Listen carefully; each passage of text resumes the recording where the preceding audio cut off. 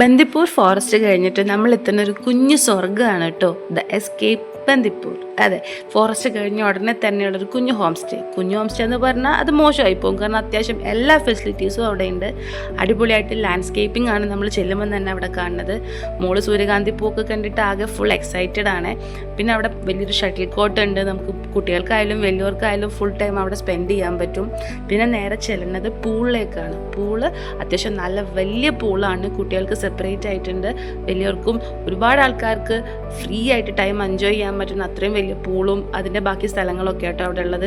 മക്കൾ പിന്നെ പറയണ്ടല്ലോ, അയമോളും ബിലും പൂള് കണ്ടിട്ട് അതിലെടുത്ത് ചാടി. അത്യാവശ്യം നല്ല വെയിലുള്ള സമയമായിരുന്നു ഞങ്ങൾ എത്തിയത്. പക്ഷേ അവർക്കതൊന്നും ഒരു കാര്യം ഉണ്ടായില്ല. രണ്ടുപേര് ആ പൂളിന്ന് കയറ്റിയെടുക്കാൻ വേണ്ടി ഞങ്ങൾ കുറേ കഷ്ടപ്പെട്ടു. പിന്നെ മോളതാ ഊഞ്ഞാലിൽ ബിലുവിൻ്റെ ഡ്രസ്സൊക്കെ കണ്ടില്ലേ, പൂളിന്ന് നേരെ ഇറങ്ങി അടുത്ത ഊഞ്ഞാലിലേക്കാണ്.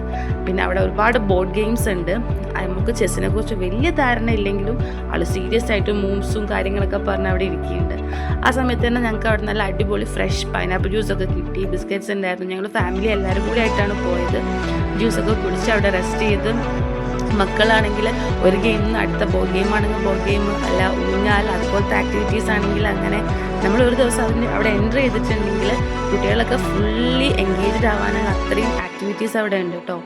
നമ്മൾ ആ റിസോർട്ടിന് ഉള്ളിലേക്ക് എൻ്റർ ചെയ്യുന്ന ഭാഗവും നല്ല വെൽ മെയിൻറ്റെയിൻഡ് ആണ്, നല്ല എന്താ പറയുക, നല്ല കളർഫുള്ളാണ്, നല്ല വൈബ് കിട്ടുന്ന ഒരു സ്ഥലമാണ് അത്.